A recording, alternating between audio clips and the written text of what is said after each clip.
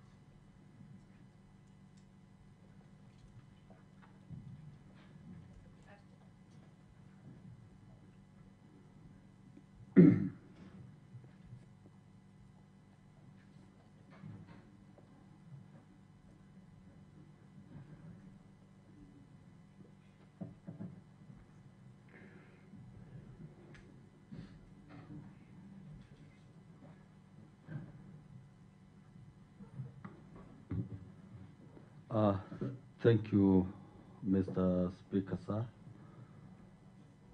Mr. Speaker, sir, I beg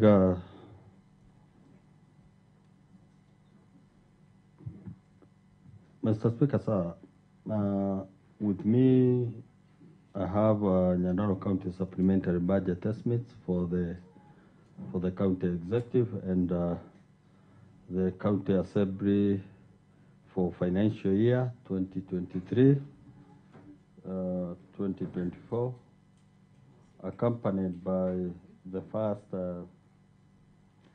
supplementary program-based budget for the year 2023-2024. And we still have the memorandum. We have it here. It's still okay. And Mr. Speaker, sir, we still have a memorandum on the first supplementary budget for the financial year 2023-2024, and I hereby table the same. Thank you.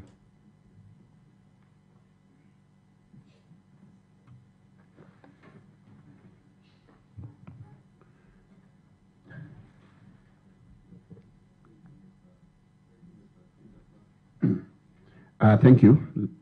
Thank you, Leader of Majority Party, Honorable Elijah Mwanginyaga. The first supplementary budget estimate is duly tabled. I refer the same to the Committee on Budget and Appropriations for report to the House. I also refer the same to all sectoral committees to review their departmental budgets for recommendation to the Budget and Appropriation Committee. And maybe Chairperson and Committee on Budget and Appropriations, how much time do you need to report back to the House? Thank you, Honorable Speaker. Honorable Speaker, this being a very important document, I think we'll need some consultation by the fact that we are having an adjournment motion according to our calendar today. And we have some other activities for the members in the coming week and for the staff in the other week. That means that the assembly, following your resolution, that the sectoral committees need to look at the budget for recommendation to the budget. I think they Chair, that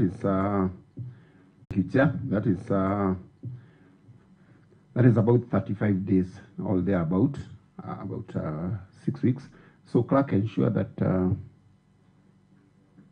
by on or before 16th.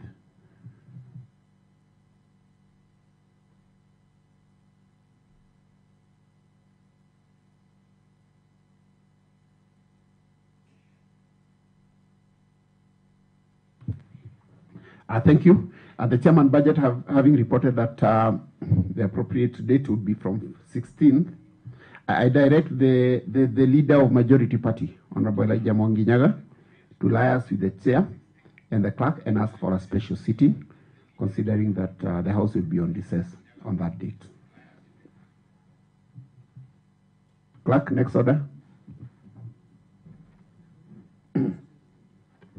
Order number 6, notices of motion. Order number 7, statements. Order number 8, motions and bills. Mr. Speaker, sir, we have a motion by Honorable Elijah Mwanginyaga, the leader of majority party. Very well. Honorable Elijah Mwanginyaga, leader of majority party, member for Kaibaga Ward. Yes. Thank you, Mr. Speaker, sir. Mr. Speaker, sir, I'm just responding to the governor's address in this house, and I think I'll be very short and precise. I'm glad because so far so good. Members have contributed to the effect of this.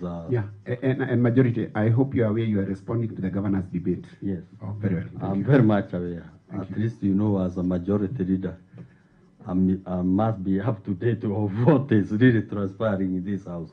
Otherwise, you cannot be entrusted with such kind of a position, and yet you are not following what is really transpiring in this house. Mr. Speaker, sir, I'm glad because members have reacted on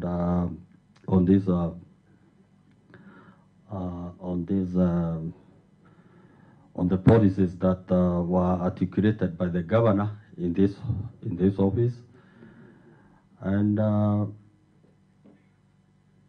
having been in this house as members were responding on the same, I am happy because members are also appreciating, Mr. Speaker, sir, on how this county is moving forward. They have reacted on matters pertaining to education. We heard that from the governor's address that 182 million has been reserved for bursary. Heard that we have the about that 5 new classrooms which are being built. On matters of agriculture, we heard about AI services, the cooler for value chain implementation, about the new cooperative, Honorable Speaker. On matters of trade, we've heard about the way he is intending to improve the new towns, the new municipalities. On matters of water, we've listened, and members are able to appreciate. They appreciated that we have new connections within the county. Mr. Speaker, sir, I happen to have listened Honorable Gishuki Kinde, and I'm glad because he mentioned about the governor adhering to the requirements of law, as he was articulating on the way forward about this county. Mr. Honorable Gishuki also highlighted on the major achievements that the government, the Kiari Badirisha government have achieved. He talked about the 80% absorption, and he said that this shows that there is quality leadership within this county, because you cannot have an absorption of 80% these commensurates, there is what we call relativity, directly proportional, because I'm also a man of data. This was quite commendable. He also said that in every ward we have high impact project.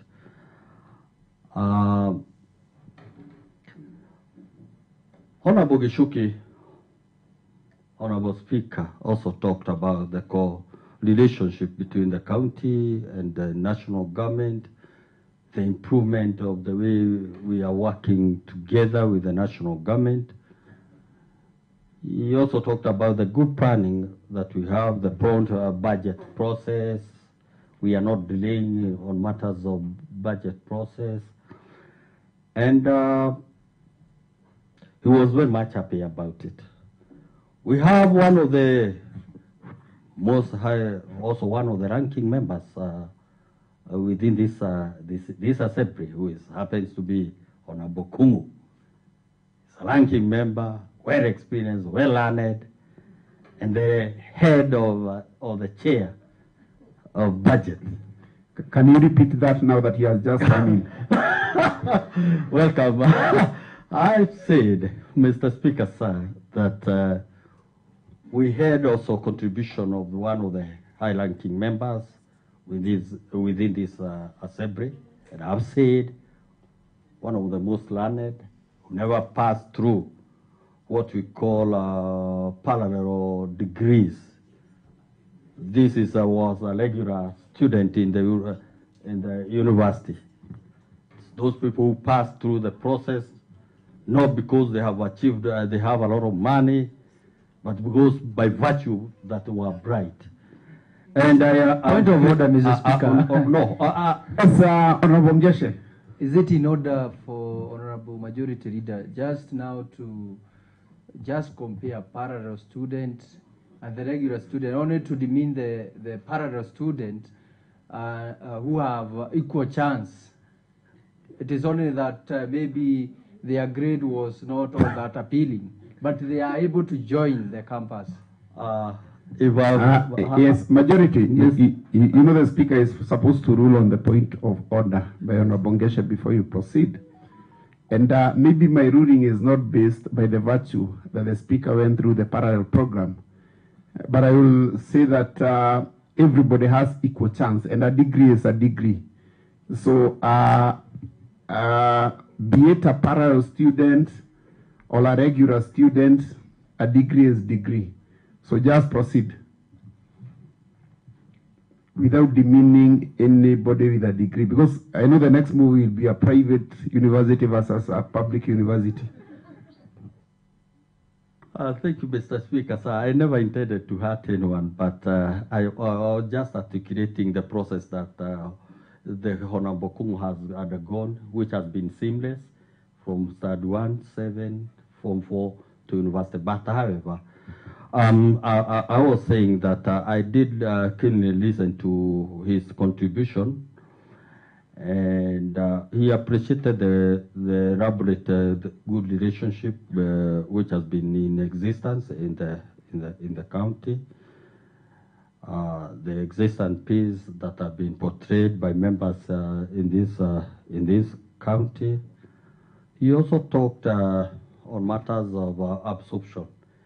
And we all agree that he is also a guru on issues pertaining to finance, and that's why we entrusted him with the position of the chair in charge of budget. And he also appreciated the fact that the kind of leadership which is being offered in the county from the senator from Mama County and the fellow members of county assembly is very much conducive.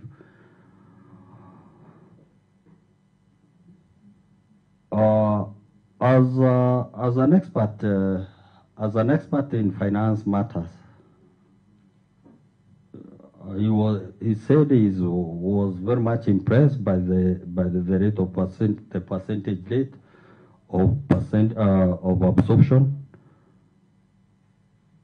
And this regime has set a precedence, or history has been broken, because hardly have we ever had an achievement of over 70% absorption. On the same breath, he appreciated that we have the affordable housing projects that are going on within the county, and the creation of the 2 extra municipalities. Also, he said, recited his feeling on the way we are moving as a county. We've had, we also had the contribution from Honorable Kayani, who happens also to be the Doyen. The Doyen, I don't know whether he's in the house today.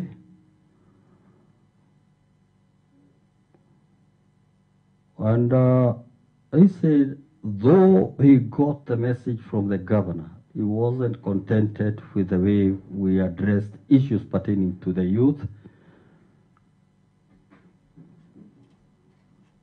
He said we needed to come up very clearly on the way forward pertaining to how we are handling on matters of youth, sporting,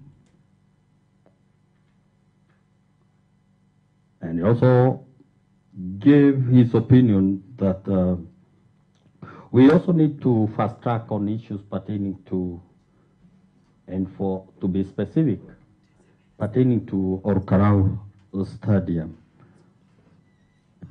We also have another high-ranking members who also raised this opinion, who happens to be one of the members of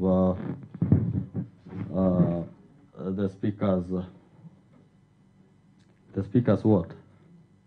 Pana happens the first member of the speaker's panel, who happens to be Honorable Geshe. Said that the address was good, but there is more room for improvement on what this government ought to have done. He talked about the unity of purpose, which has created more peace.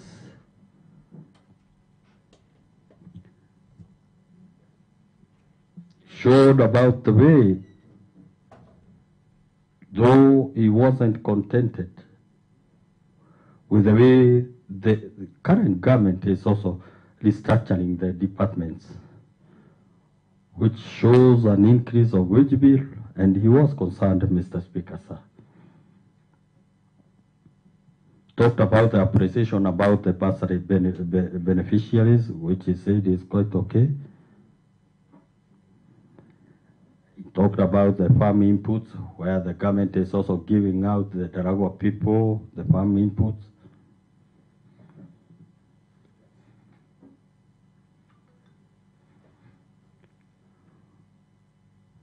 Talked about the automation of the county government operations, and he also appreciated about the health centers which are coming up, being supported by the governor or the Change Manifesto leadership. Mr. Speaker, sir, I also appreciate the fact that one of the highest ranking members, who happens to be in the system for the last 20 years, also contributed on this motion. And Honorable Gashoba talked about the issues pertaining the way the government is also handling the issues pertaining to climate change, the effect of climate change on Lake Oroborosat. He talked about the aggregation of Jabini boys. Jabini, I happen to come from Jabini boys. Jabini aggregation center. Appreciate the fact that we are coming up with the new municipalities. And to be precise, I'm happy because members can appreciate that going forward, unity for purpose is paramount. As portrayed by the contribution, Mr. Speaker, sir, it shows there is unity for purpose. There is defined way that we are looking forward to the leadership of this county. And if you go by the kind of way the members have reacted, you'll also agree with me that we are moving forward quite well. Mr. Speaker, sir, I'm happy and I'm looking forward to seeing Nyandarua in the next level where men and women of this county will appreciate why they did send us in this assembly to be their representative. And in this, I'm glad and happy for the contribution from the members, and I support. Thank you very much.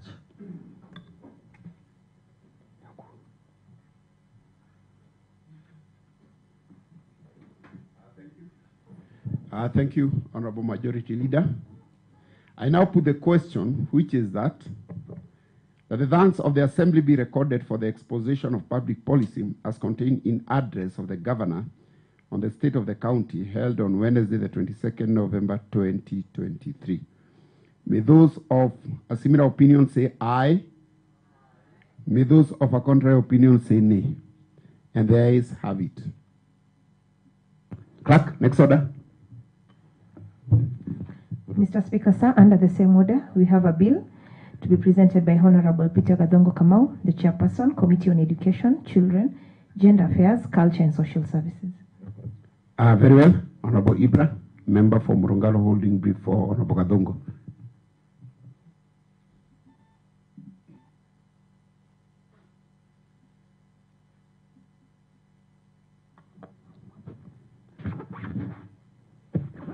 Thank you, Mr. Speaker, sir. On behalf of Honorable Peter Gadongo Kamau, Chair Education, in pursuant to studying under 138, he wished to withdraw the Nyandarua County Alcoholic Drinks Control Bill 2023, which was read first time on Wednesday, the 22nd day of February 2023, and in its place, he wished to introduce a new bill, which is the Nyandarua County Alcoholic Drinks Control Bill 2023, and he begged that it be read on a first time in accordance with Standing Orders 116.6 and 125. And Mr. Speaker, sir, I table. Thank you. The bill is the bill is duly tabled, and the previous bill is duly withdrawn, and the new bill is duly introduced. I now direct the clerk to read the bill for the first time.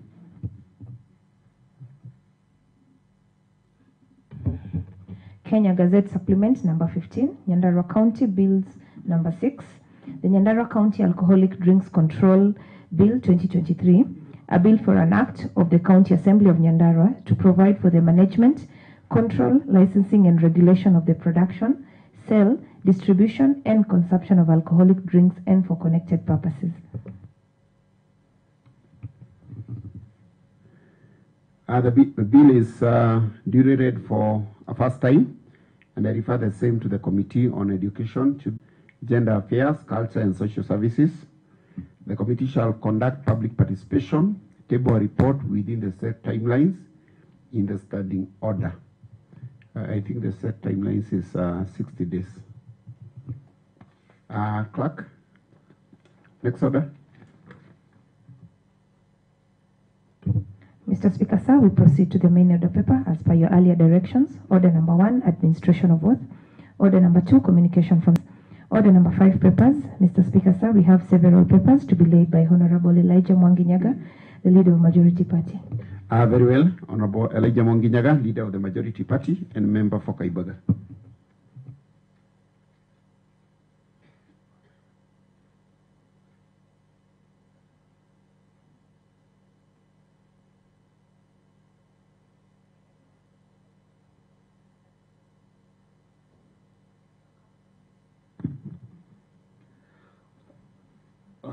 Thank you, Mr. Speaker, sir.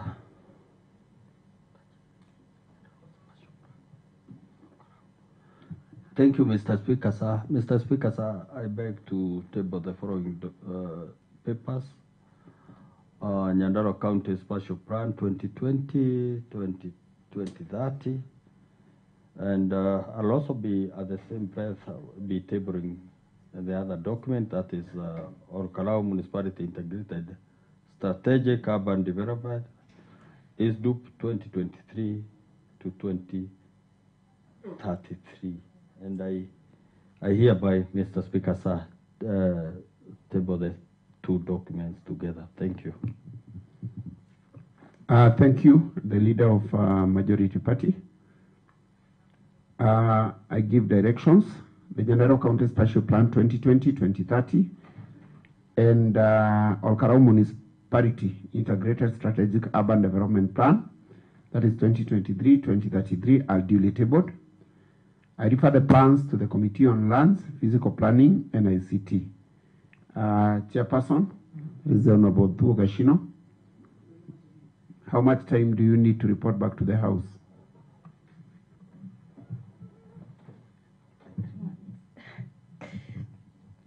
Thank you, Mr. Speaker.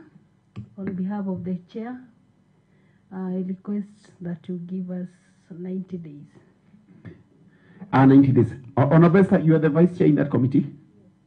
Oh, thank you. 90 days, clerk be it on record that within 90 days that the said committee shall bring back the report to the House. Next order.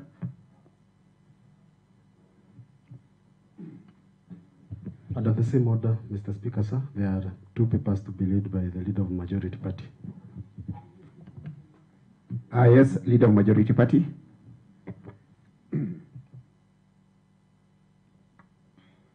Thank you, Mr. Speaker, sir. I hereby, Mr. Speaker, sir, table the following two documents: letter on emergency fund approval for the period ended 30th June 2023, and also together with it, Mr. Speaker, sir, I'll table the letter on emergency fund approval for the period ended 30th June, September 2023, and I hereby table the same. Thank you, Mr. Speaker, sir.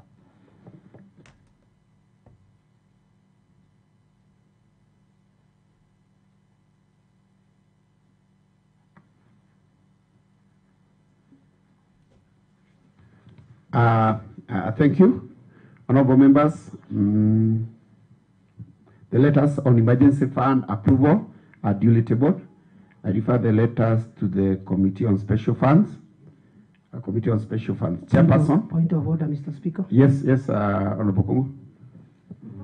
Mr. Speaker, I'm not aware of the content of the letter, but by the virtue of what is written here in the order paper, if it is approval of emergency fund as required by the by PFMA Act, that after 60 days, when the executive or the minister utilizes the emergency fund, then that should be approved by the Budget and Appropriation Committee. Honorable members, of spending, as such the directions given subsist, and the approvals shall be considered by the Special Funds Accounts Committee. And I'll give further directions on the same.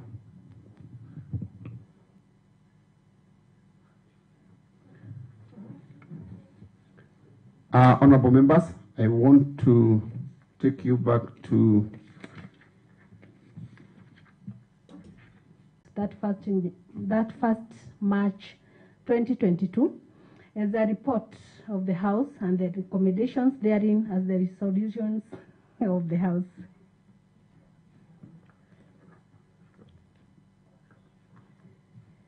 Mr. Speaker, the Committee on Public Accounts and Investment is a key player in enhancing the oversight role of this Assembly. The committee wishes to express much felt appreciation to the Office of the Speaker and the Clerk for the facilitation and support accorded to us in compilation of this report. We appreciate the honorable members of the committee and the Secretariat for diligently executing their mandate and always being committed to the motto of making Nyandarua better. Further appreciation goes to the Department of Health Services for availing all the information requested and attending the requisite meetings of the committee.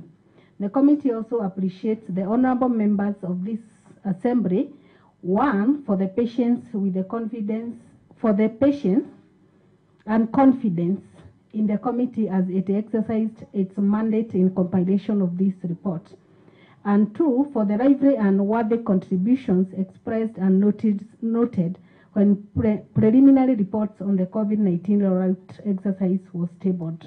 Finally, Mr. Speaker, it is my pleasure and duty on behalf of the committee to present this report to the House for adoption. As we all know, I believe you all know the mandate of this committee, and the members are starting with the chair, who is Duncan Gebenji Chege, who I'm holding brief for. The vice chair is Honorable Juliana Mugule, and some other members, including me.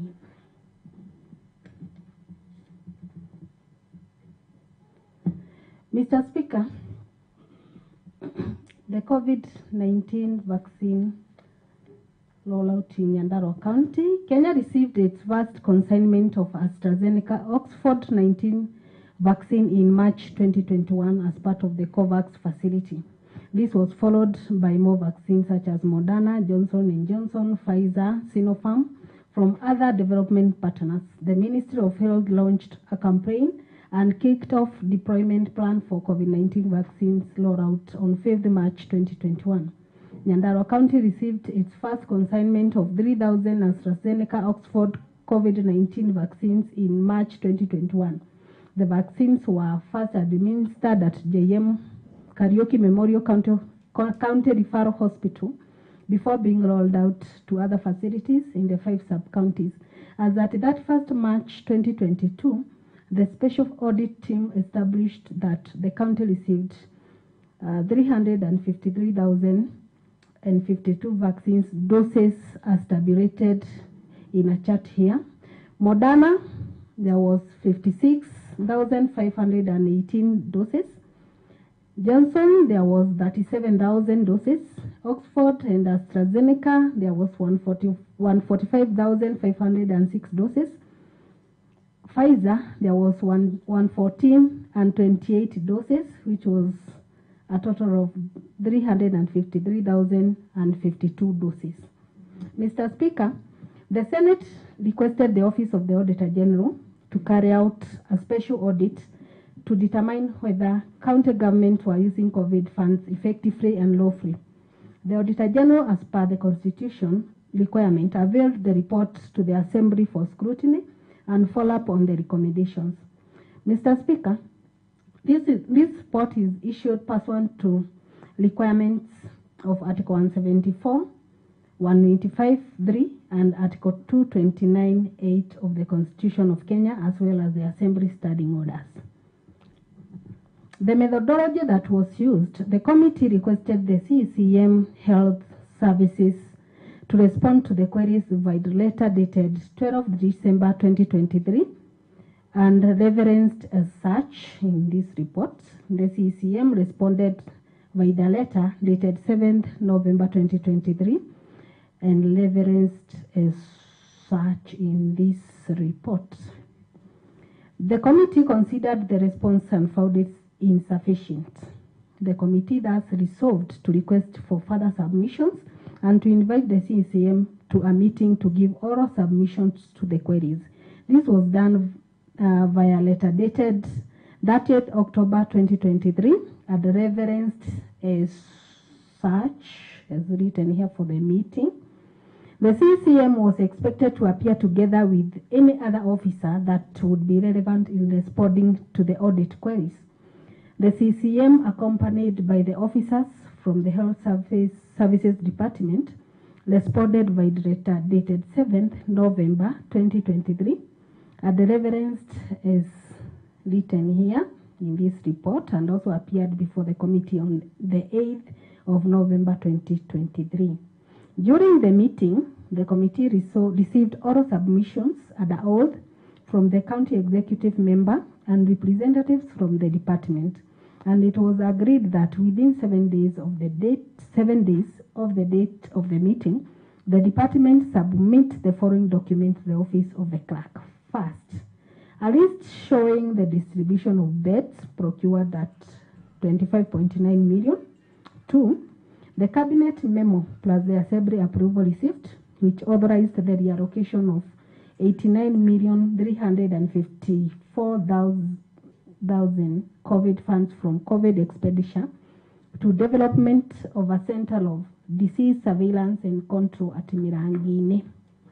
Number 3, documents from the national government which stipulated the conditions for use of COVID funds, as well as appointed the AIE holder for the COVID funds account. Number 4, a copy of the management letter given to the auditor in response to COVID-19 rollout issues. Having examined the report of the Auditor General and gathered all the necessary information, the committee compiled this report on 30th November and 1st December 2023. In summary, here are the queries and the responses and findings. 1, question number 1 was, the county did not budget for COVID-19 vaccination activities, but rather relied on donor support to a tune of 5,590,929 for trainings and outreaches. The management response was, it is true that the county had not budgeted for COVID-19 since the same was an emergency. And as the committee found out that, or observed that, in the second supplementary budget for the year 2019-2020, the county allocated a total of 271,515,004 towards COVID-19 mitigation activities as per the attached budget extract in Annex 1. Further to this, the county received a conditional allocation of 89,354,000 from the national government, which the cabinet reallocated to development of a center of disease control at Mirangini. The committee recommendations were that since the COVID budget was distributed between the various departments, all sectoral committees are tasked with examining and reporting to this committee within 30 days of adoption of this report, whether the funds were utilized lawfully and effectively. Recommendation number 2 was that the committee under its mandate, as stipulated in SO 192A, thus conduct a thorough audit of the Center of Disease Control Project at Mirangini, which has stalled after utilizing 54,192,184 out of the 89,354,000 COVID funds allocated to the county. And 3, to ascertain the veracity of the expenditure, especially with regards to the underpinning legal framework for county projects and the BOQs, a report on the same is to be tabled in the House within 60 days of adoption of this report. Question number 2 was an explained stock movement of 59,074 vaccines. The management response was, all COVID-19 vaccines were collected from Nakuru Regional Depot to sub-county vaccine stores and then distributed to the health facilities. Receiving and distribution was done through the chanjo system. The committee findings, the committee found that in the oral submissions, the department's officers stated that the audit was conducted with the vaccination while the vaccination was still going on, and that by the end of the exercise, all the variances had been reconciled. They provided the committee with a printout of the chanjo system, which indicated the status of all the vaccines allocated in the county. The committee recommendation was that we were satisfied as a committee with the response and recommended that the assembly clears this question. Question number 3. As at the time of the audit, out of the 353,052 vaccines doses received in the county, 29,288 were in stock.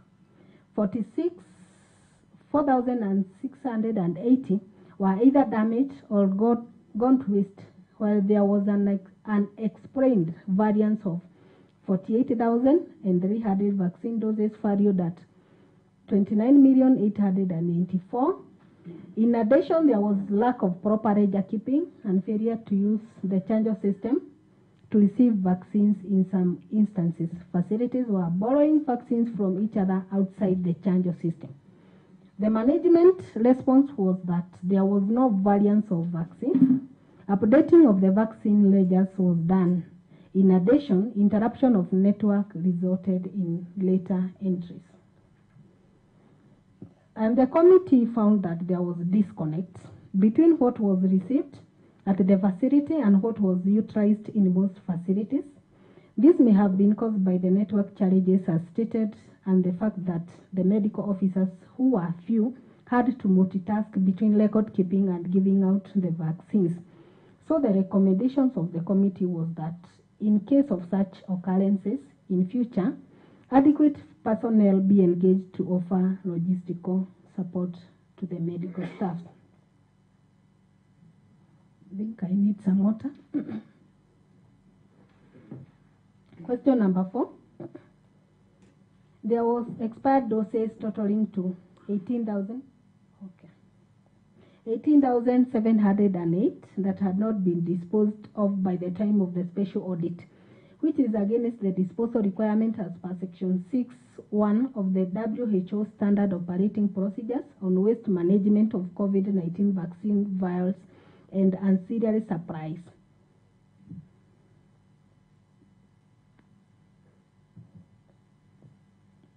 The management response was the expired doses were awaiting transportation to Nakuru Regional Vaccine Stores for destruction. The doses were transported at the conclusion of the exercise. The committee finding was that there was laxity in transporting the expired doses, posing an issue of non-compliance with WHO standards. And so the recommendations were that the CECM Health should always ensure that the requisite standards are adhered to with regards to disposal of vaccines.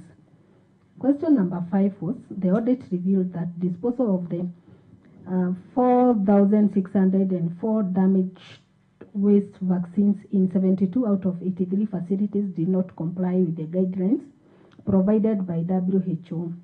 Further to this, there was lack of proper knowledge on vaccine handling after throwing. The management response was that the requisite procedures were followed in disposal of damaged vaccines. And further to this, all medical officers were trained with regards to vaccine handling. The committee finding was there is capacity gap among the health workers, especially in vaccine handling and management. The committee recommendation was that the proper training be conducted on vaccine management and monitoring, which should be an ongoing process with or without the pandemic. This will enhance the county's preparedness should a similar pandemic occur. Question number 6. 2 out of 5 sub-counties which did not have any documentation on the formations of the task force, while these sub-counties did not have any minutes to confirm the meetings. Thus, we could not establish compliance with the coordination rules in these sub-counties. The management response was, the minutes of the task force for all the sub-counties were availed to the committee for scrutiny. And the recommendation of the committee was, the committee found the minutes to be satisfactory and recommends that the department should always avail the documents requested by the auditor to avoid such queries. Question number 7. 22 facilities failed to monitor temperature during transportation of vaccines, and as a result was not possible to ascertain deviations beyond the acceptable standards set by WHO.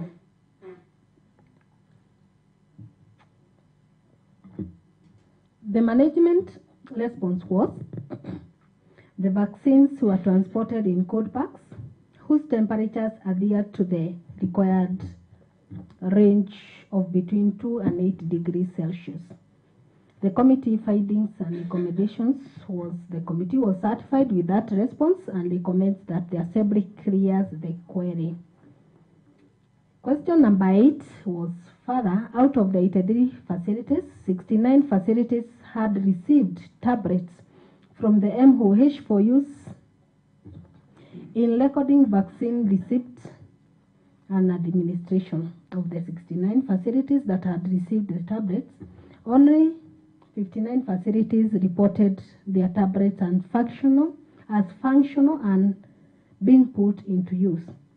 The management response was, most of the tablets supplied by the ministry were 40, since they were not brand new but seemed to have been used somewhere else.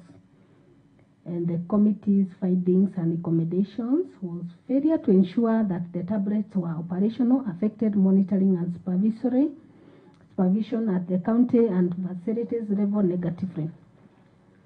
The committee therefore recommends that should such an event occur in the future, the department should ensure that the key personnel are provided with functioning tools to enable them carry out their duties effectively. Question number 9. 4 of the 5 sub-counties personnel indicated not having received the monthly airtime. Consequently, there was inconsistencies in the release of the monthly airtime for the tablets in the facilities and the sub-counties. The management response was, airtime was being received directly from MOH. Therefore, the county had no control over the same. The committee findings and recommendation was, the department should ensure that airtime was received accordingly, or is received accordingly, and this laxity should be avoided in case of a future occurrence. The committee general observation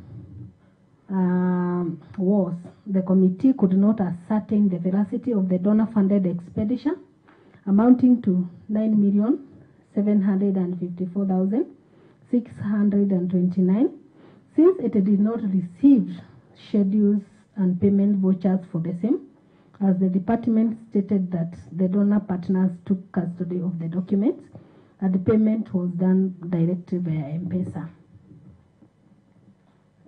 Mr. Speaker, in conclusion, the committee concludes that the committee concludes this report by noting that COVID-19, having been an emergency, called for emergency responses, to which the county government and medical officials responded to the best of their abilities. Notwithstanding the stated efforts, set rules and procedures for utilization of public funds ought to have been followed. In view of this, the committee is undertaking a thorough audit of the CDC project at Mirangini and will report to the House accordingly. Thank you, Mr. Speaker. And I now call the seconder.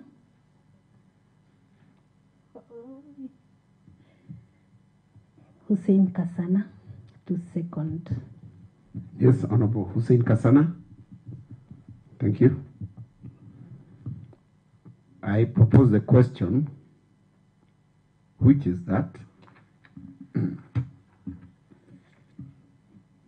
this House does adopt the report of the Committee on County Public Accounts and Investment on Special Audit Report on COVID-19 vaccine rollout for the Nyandarua County Government as at 31st March 2022 as a report of the House and the recommendations therein as a resolution of this House.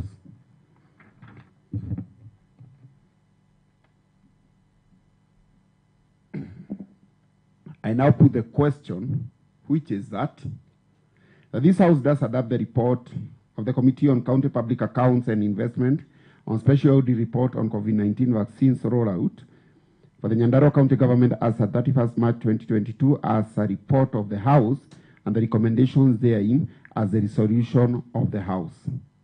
May those of a similar opinion say aye. May those of a contrary opinion say nay. And the ayes have it.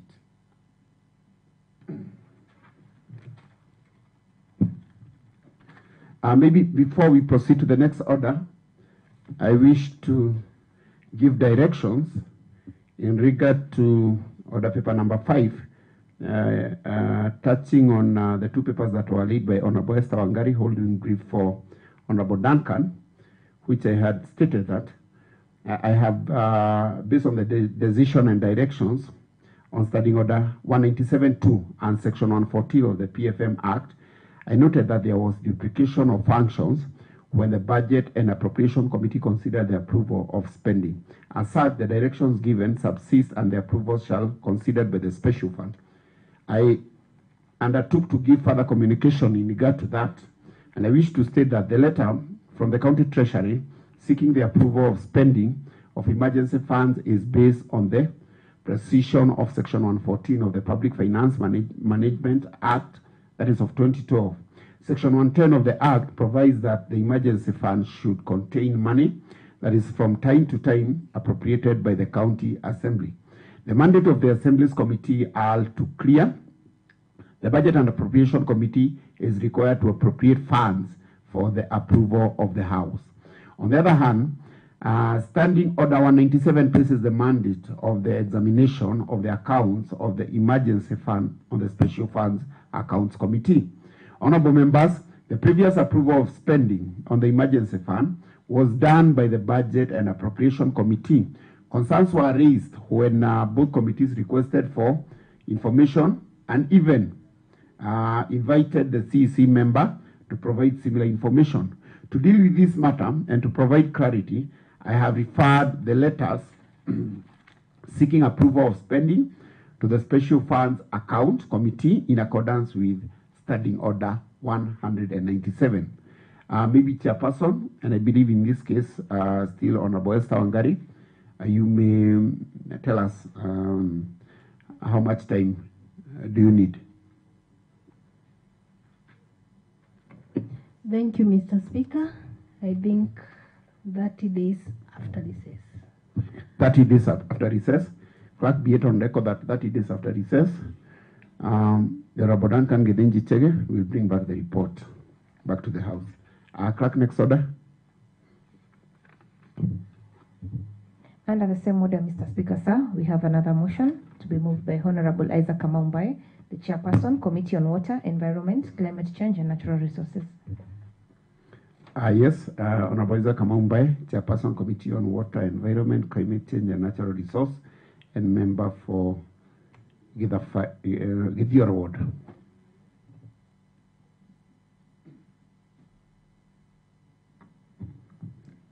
Thank you, Honorable Speaker. Mr. Speaker, I would like to bring this motion on the report on the Nyandarua County Annual Climate Change Report for the financial year that is ended June 30th, 2023. Mr. Speaker, the Climate Change Act 2016 provides a regulatory framework for enhanced response to climate change, mechanism and the measures to improve resilience to climate change and promote low carbon economic development. The Climate Change Act adopts a mainstreaming approach, providing legal basis for the climate change activities through the National Climate Change Action Plan, including establishment of the National Climate Change Council and the Climate Change Fund. The county government are required to domesticate and enact County Climate Act, as well as create a County Climate Change Unit, that is CCU, to deal with the climate actions and improve community resilience and adaptive capacity to impact climate change at the local level and ensure locally led climate action to curb climate change impacts. Nyandarua County enacted Nyandarua County Climate Change Act 2021 that established Climate Change Directorate, Climate Change Unit, Steering Committee, Planning Committee, and Ward Committee. This also allowed the formulation of the County Climate Action Plan, which proposed integrated adoption and mitigation of the negative impacts of climate change. Pursuant to Section 44 of Nyandarua County Climate Act 2022, the steering committee with the 3 months at the year end shall submit a report on the implementation of the County Climate Change Action Plan and other climate change response action and impact to the County Assembly to review discussion and debate.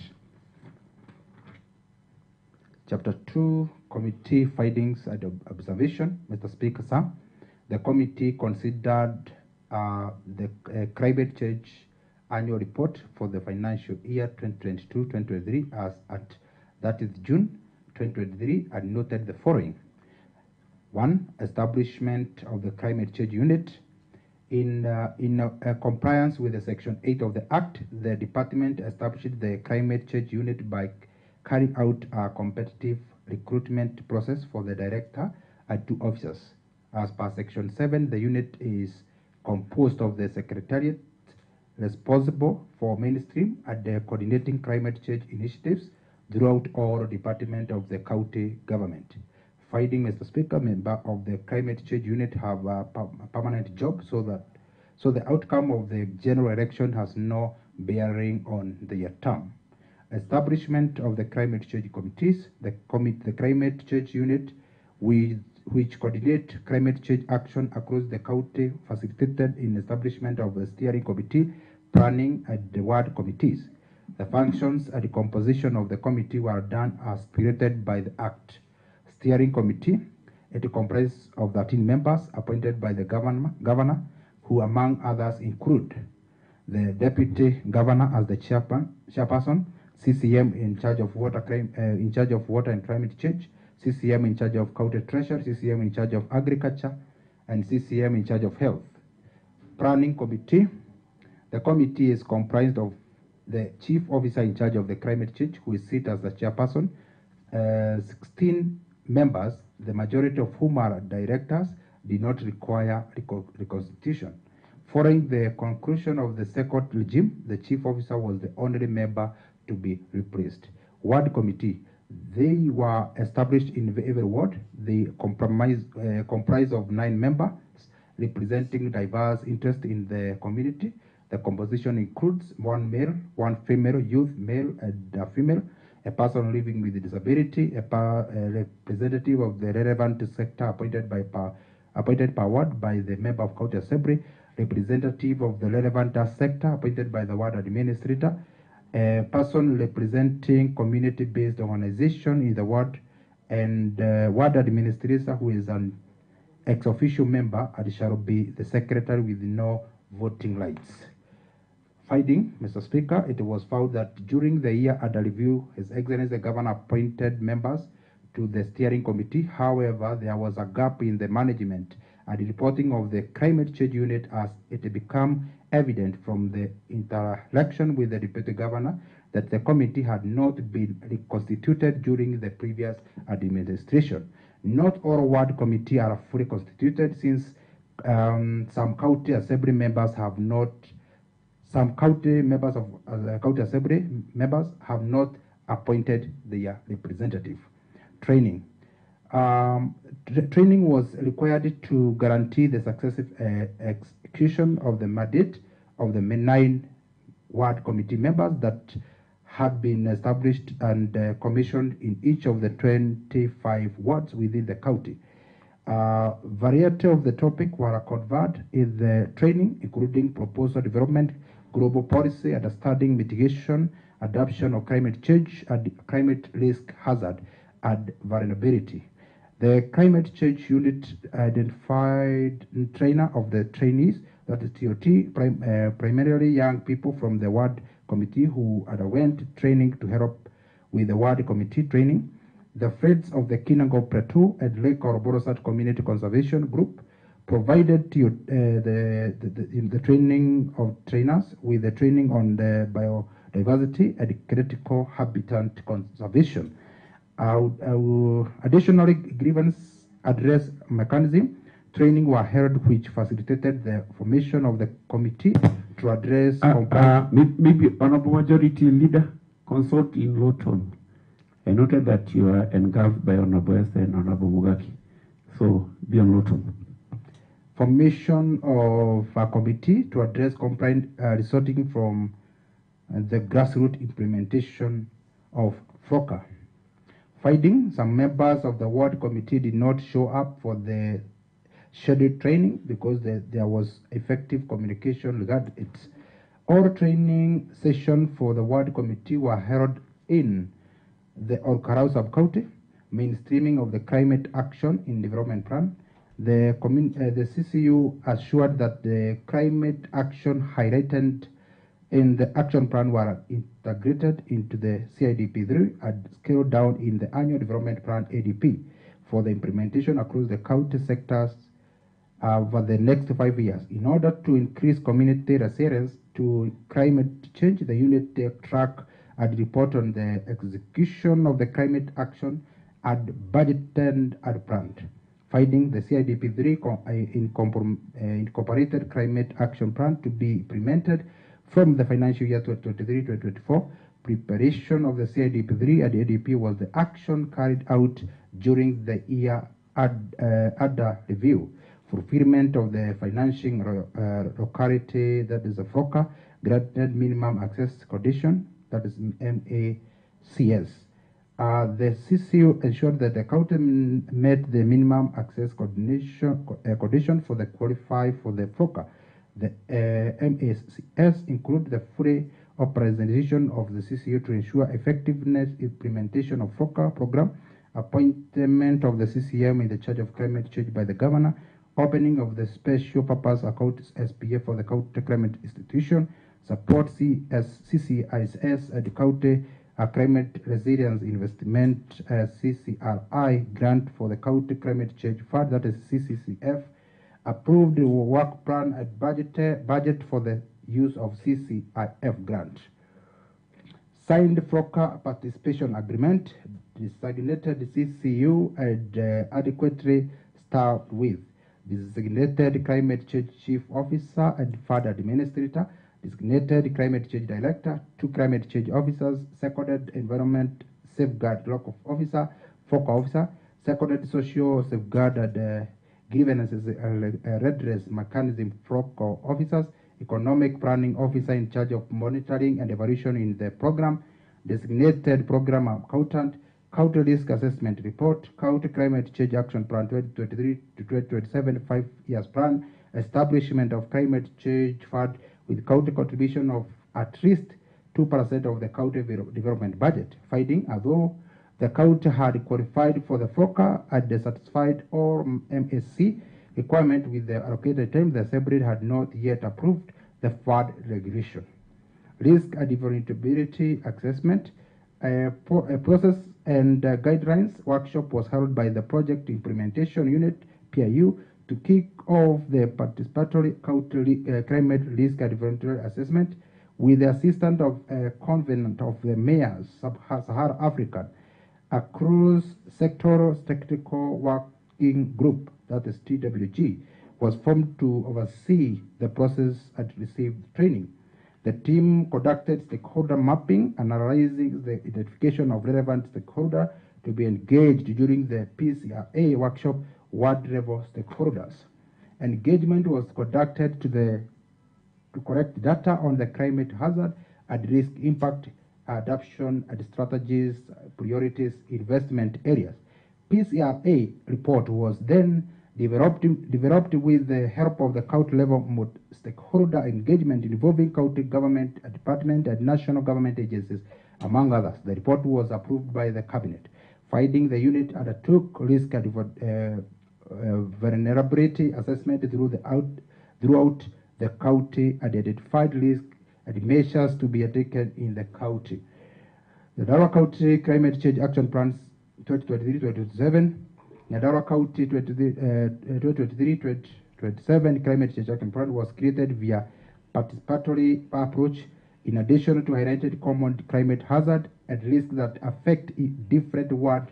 The risks and variability assessment also suggested priority investment areas for the CCAP and community-raised issues regarding existing adoption strategies as well as potential future applications. The CCAP was approved by the cabinet and passed by the county assembly for the implementation, thus fulfilling FROCA requirement for the consideration in the grants. The CCAP 2023-2027 is a roadmap to guide the implementation of locally led climate action and resources mobilization financing for the next 5 years. Finding the county action plan 2023-2027 was developed and brought to the county in May 2023 after the CIDP3. The action plan was supposed to inform the CIDP. Finding the county assembly Nyandarua during the year 2023 received a grant that is 11 million from the FROCA program and 3 million county contribution toward the county climate change, totaling to 14. The members, they can be able to see the chart below. That is on page 17 and also, yes, on page 17. Special purpose account. The unit has special purpose account with the central bank under the name Nyandarua County Climate Change Fund, while the disbursement of 11 million was received on 12th April 2023. The unit does not, however, have approved fund regulation governing management and administration. Finding opening of the special purpose account was the minimum requirement for the FROCA findings. Nyandarua County Climate Change Act Amendment and Fund Regulation. The Act requires an amendment to align with the National County Climate Change Amendment Act 2023 and Public Finance Management Act PFMA 2012, particularly in the administration of the County Climate Change Fund, that is CCF. Finding there was an irregularity in the approval process of the County Climate Change Fund Regulation 2021, and they were not tabled in assembly for the approval. Further, the committee found that one of the steering committee function was to mobilize fund into the administrative County Climate Change Fund. However, the committee did not mobilize fund other than the FROCA funding. Chapter 3 that is now the recommendation. Mr. Speaker, sir, having considered the Nyandarua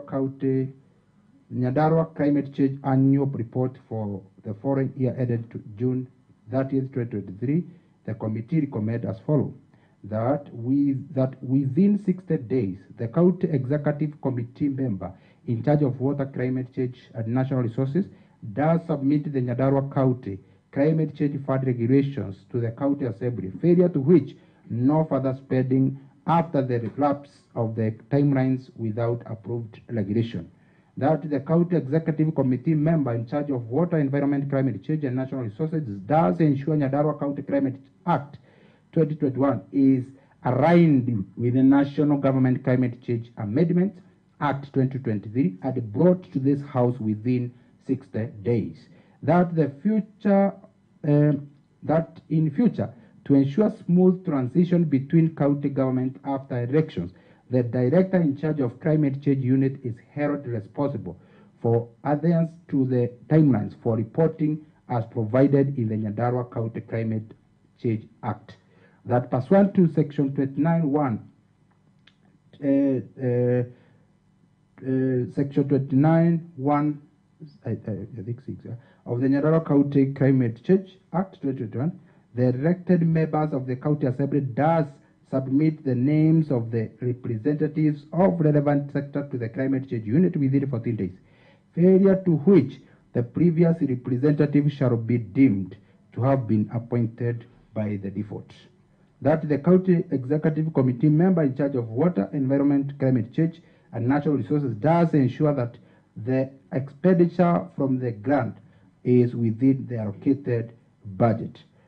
Mr. Speaker, I would like also to acknowledge, Mr. Speaker, sir, with your permission, I may take this opportunity on behalf of the committee to express my sincere gratitude to your office and the office of the clerk for inordinate support they granted us to ensure successful accomplishment of the committee mandate.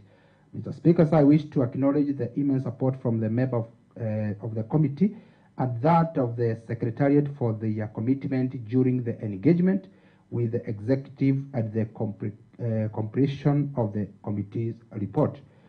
Lastly, Mr. Speaker, on behalf of the member of the committee, it is my pleasurable obligation and desire to present the committee's report on the Nyandarua County and Nyandarua County Annual Climate Change Report for the period ended 30th June before the House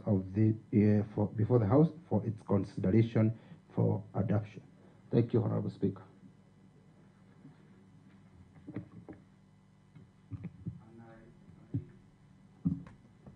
I call Honorable Ibrahim Maina to second. Yes, Honorable Ibrahim.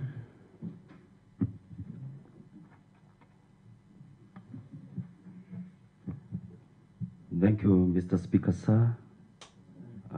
As I second the report that we have tabled as the committee members, in fact, Mr. Speaker, sir, our observation is that yes, there is funds that has been they have been utilized, or there was expenditure by these climate change committees, which was not approved through the regulations, and that's why, as the committee, we are giving timelines that within 60 days they should give us regulations so that this House can approve for further expenditure, and that's why we have even outlined, if within 60 days they have not provided this House with the regulations, they should not continue utilizing the funds without the approval. In our observation, Mr. Speaker, sir, is that out of the funds that were allocated, that is 14 million, they even overspent. And in future, when they come and they indicate that they have utilized these funds and there is no regulations, it seems there is something, there's a lapse somewhere. Also, on our observation is that they didn't do training to all wards, and that's why, and they have already utilized that fund in trainings, but this was only done in some wards, and this is why we have indicated that they should, for my colleagues, those who have not even given out their, or they have not fully constituted the ward committees, maybe by not giving out their representative to this committee, so that members are able to do even oversight how they are spending these funds. We are also expecting there will be funds coming to this committee for development, and it's not in order for the committee to continue spending, even doing the developments without regulations that will control the expenditure. And therefore, it's our pressure that they adhere to our recommendation as stipulated so that they are able to spend the funds as per the laid and approved regulations. Thank you, Mr. Speaker. I second. Thank you, Minority Whip and Member for Murungaro. I now propose the question, which is that this House does adopt the report of the Committee on Water, Environment, Climate Change and Natural Resources on the Nyandarua County Annual Climate Change Report for financial year 2022-2023 as a report of the House and the recommendations therein as the resolution of the House. Yes, Honorable Matimo. Mr. Speaker, sir, I want to thank the committee, but mine is just a small observation, Mr. Speaker, sir, which maybe we shall seek your guidance on the same, because I believe today, Mr. Speaker, sir, we are going for recess. And in the report, I can see that in the recommendation, they've placed that they expect the county executive committee member to bring back reports within the lapse of 60 days. I don't know whether the same will be affected by your calendar, Mr. Speaker, sir. We are seeking for your guidance because the same was also the report that had been laid by Honorable Esther from her committee. They also were getting report at the same time. Thank you. Thank you, Honorable Matimo. Maybe Honorable Ibrahim. That is a serious concern that, Honorable Mbaye, oh, you are present. That is a serious concern because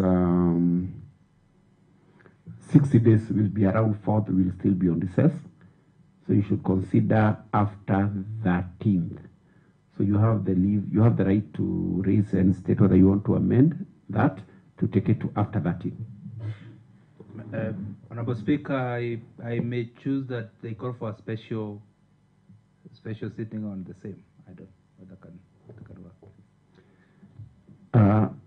What will be the impact? What will be the implication of extension by 15 days vis-a-vis gazettement of a special sitting and facilitation of member coming with the budgetary implications that we have?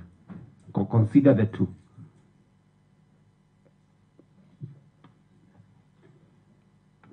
Mr. Speaker, I think I'll give you the discretion to decide how many days we should go or can. Thank you. Having been given the discretion by the chair, I hereby direct that the same be tabled immediately after the first sitting from the recess. Because the difference between the 60 days and after the first recess is only 7 days. Thank you. Point of clarification from the chair. Yes, Honorable Ngeshe. Chair, maybe you need to clarify whether we can contribute because it is as if you have already ruled on the same. And I expected you will be ruling when we have already contributed, we have moved the motion. At that point, that is when maybe... Maybe Honorable Ngeshe, there is a point you didn't get. The ruling that I was making is in regard to a concern that was raised by Honorable Matimo. It is not in regard to the entire report. In fact, the debate is still on. The question is still proposed. So you can proceed with the debate. Thank you, Mr. Speaker. Mr. Speaker, I rise to commend the chair on coming up with this maiden report, Mr. Speaker. The reason as to why I'm referring it as maiden, because the other time he came with a report here, he was almost roasted. And today, at least he has a very good report that it is very elaborate, and I commend the chair for the good work. Mr. Speaker, the county government of Nyandarua, we have an area that we can exploit very well, and this area is on this climate change. It is coming with a lot of money, and this money, if they are put into the correct use, we are able to get a very good program that will empower our people, and as well, we will be able to live by the will of the campaign, what His Excellency the President of the Republic of Kenya is championing about the climate change. Mr. Speaker, you see, there is something that is coming out clearly about legislation, that is regulation. There is a gap on the regulation.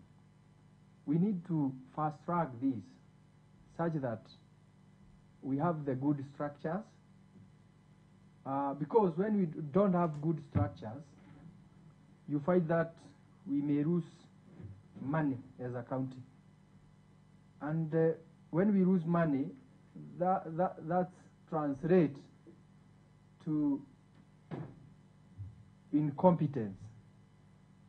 And when we have incompetence in the government, it means we will not have value for money, and our people will not enjoy the programs and projects that ought to be. Mr. Speaker, though with your discretion, I don't want to revisit that particular issue that you had, but let this business be fast-tracked the very first week when we are coming back from recess, such that we are able to have everything in place. There was when the chair was outlining the budget about how we have received the monies. He indicated that the first year we received 11 million.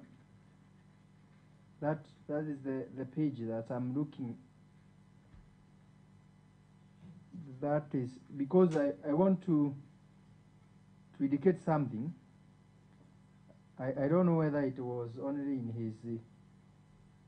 I don't know whether it was only in his report.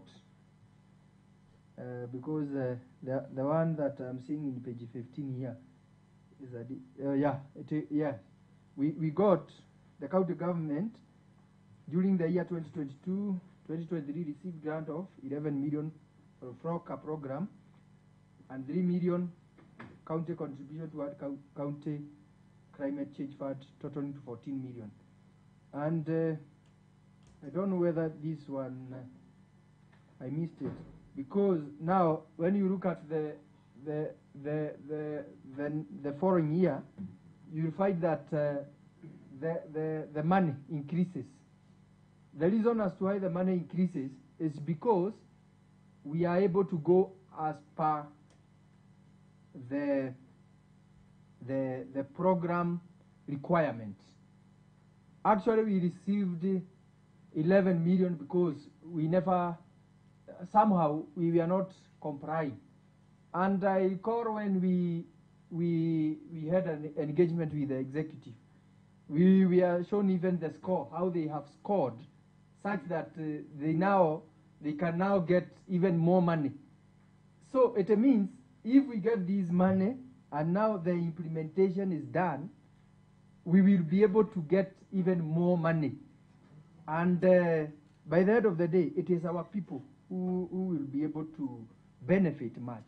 So I hail the chair for the good work, and he should go with the same spirit as he leads us so that we can indeed change the climate change even in our committee. Thank you, Mr. Speaker. I call the move and respond. Thank you. Thank you, Honorable Speaker.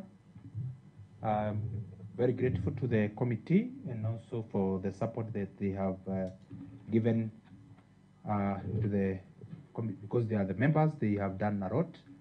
They have also at least manage to be able to give the insight of what have been happening and what we'd like, how we'd like things to be done even after all these regulations are passed. What I will do, Mr. Speaker, is that within within that time, I will be engaging with the executive department so that they can bring the report, so that we can have the report on time when we receive from the recess. Thank you, Honorable Speaker. Thank you, Honorable Mbai. And I now put the question, which is that this House does adopt the report of the Committee on Water, Environment, Climate Change, and Natural Resources on the Nyandarua County Annual Climate Change Report for financial year 2022-2023 as a report of the House and the recommendations therein as the resolutions of the House. May those of a similar opinion say aye. May those of a contrary opinion say nay. And the ayes have it. Clerk, next order. Still under the same order, Mr. Speaker, sir, we have another motion to be moved by Honorable Elijah Mwanginyaga, the leader of the majority party. Very well, Honorable Elijah Mwanginyaga, the leader of majority party and an elder in KAG Kaibaga. Yes, full gospel. Thank you, Mr. Speaker, sir. Mr. Speaker, sir, pursuant to Standing Orders 28, subsection 1, Standing Order 29, subsection 3, and Standing Order 32, subsection 1, I beg to move the following motion, that this House does adjourn for recess, such that the recess commences tomorrow, the 7th day of December 2023, and ends on Monday, the 12th day of February 2024, in accordance with the approved legislation carried out for this second session of the Third Assembly. As such, this House adjourns today, the 6th day of December 2023, and shall resume its sittings on Tuesday, the 13th day of February 2024 at 2:30 p.m. And Mr. Speaker, sir, if you may just allow me just to have a few comments on the same, I would say that I'm very much glad because of the way the members have contributed in this House. Mr. Speaker, sir, we have been able to make various achievements in the many business that this House has been able to transact. And some of these business, Mr. Speaker, sir, includes the following. We have been able to handle 5 bills. We've been able to work and complete them.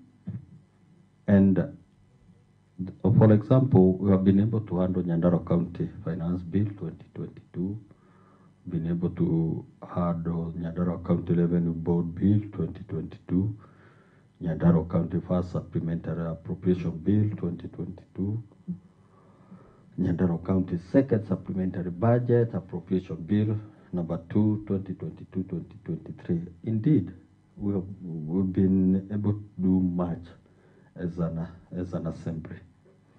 Mr. Speaker, we have been able to move about 65 motions from our tracker. You look at our tracker, you will find that we have moved on like 65 motions, including reports and issues raised from the honorable members. Honorable members for that period have been able to seek more than 36 statements, many of which the committees have responded. And for those that we have not responded, we are in the process of responding on the same.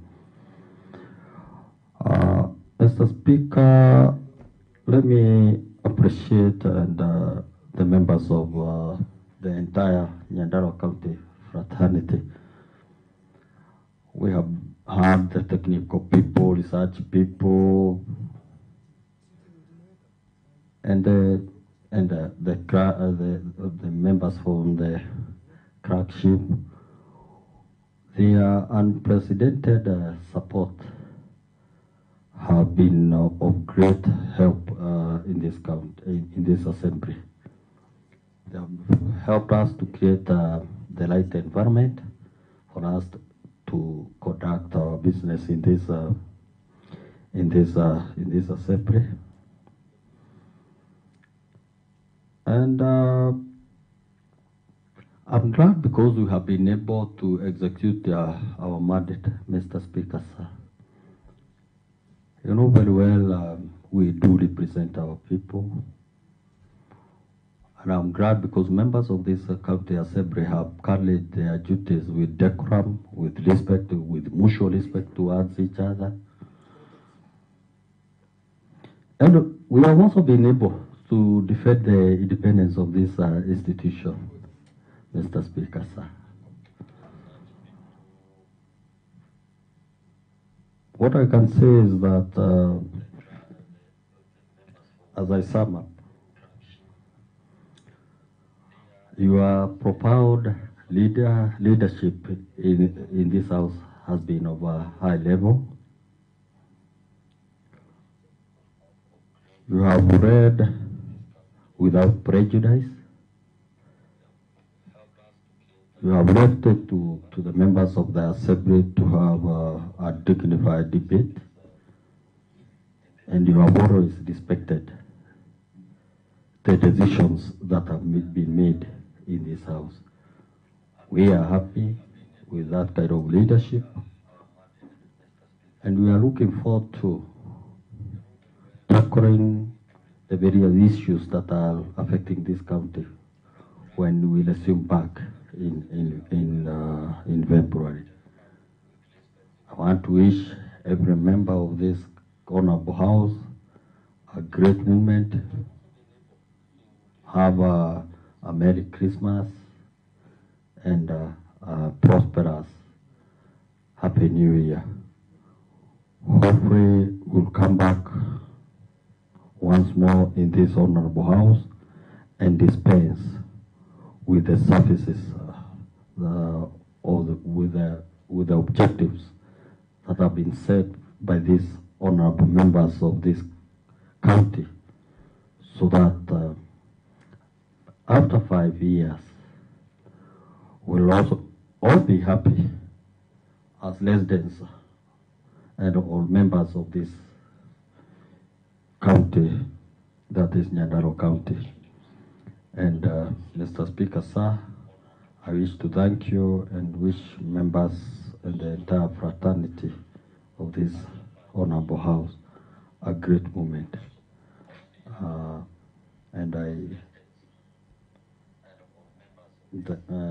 Mr. Speaker, sir, I now call forth to a seconder who happens to be the minority whip, MCA, to second on the same. Thank you. A great moment. Thank you. Yes, Honorable Minority Whip. Thank you.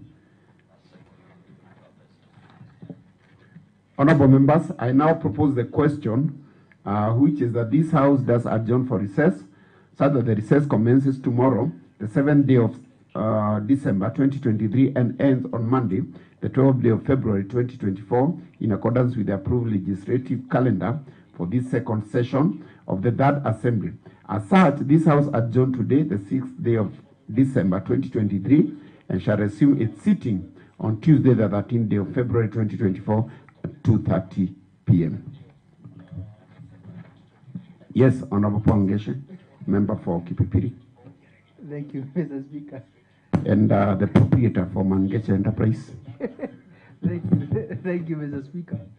You see, it is a good moment that we are going to rejuvenate. We are going to be exuberance And it will be, you see, when we stay here, Mr. Speaker, a mental art could be happening. So we need now to have a time out there such that we can interact, we can socialize with our families, we can socialize with our electorate. And I want to underline electorate, Mr. Speaker, because it is exactly 3 years, 8 months, 11 days left to the next general election, Mr. Speaker. So it is very important that we have this break for reflection, for soul searching, Mr. Speaker, so that when we come here, we will be able to now engage on a new year, and we will be able to even be more productive. You see, when we have a break,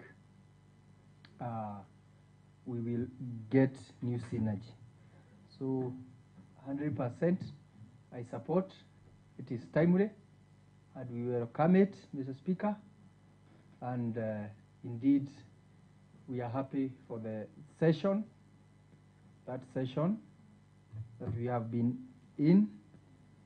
And actually, I take this opportunity because maybe due to my enterprising nature, maybe I will not find time to tell members that I wish them a happy, a Merry Christmas, and as well, I wish them a happy year of our Lord 2024. Thank you, Mr. Speaker. Thank you, Honorable Matimu. Mr. Speaker, sir, mine will be very brief. I know maybe we shall be meeting with various members, but for those of whom maybe we shall not have time to meet, and especially our dear staff, I would wish to wish them Merry Christmas and a Happy New Year as they celebrate. And also to remind honorable members, as Honorable Ngeshi has just mentioned, by the time they'll be coming back here, they will have 3 years, 5 months, and 25 days to the next general election. So it is time when you'll be going for the long recess, think of how you will invest. And I can see Honorable Kiruka is in the house. You can visit him. And, he's a very good farmer, potato and tomatoes. So, Honorable Ifra, I think it will be a good time for you to venture into this business, and he will guide you. And even the same to our Honorable Speaker, because we are all on the same fate. Thank you. I call the mover. Thank you. The mover seems to be very busy. Yes. The mover.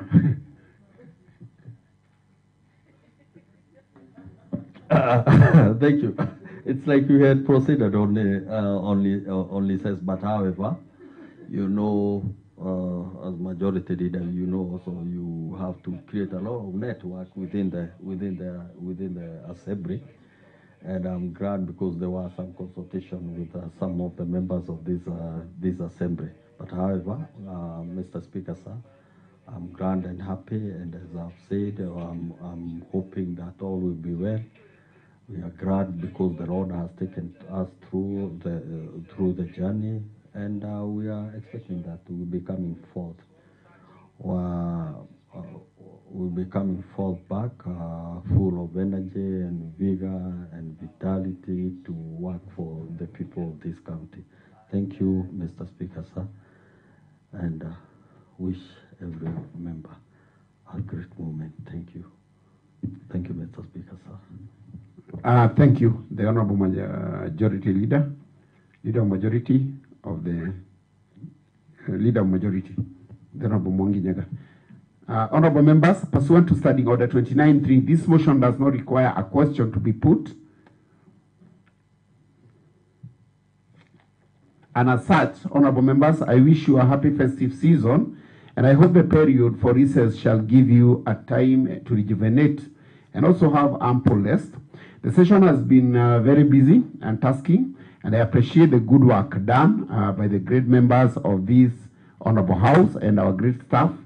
For any urgent and exceptional business that may require the attention of the house, the leader of the majority party or the leader of the minority party are free to seek for a special sitting. I wish all of you a happy holiday and enjoy with your families and electorate.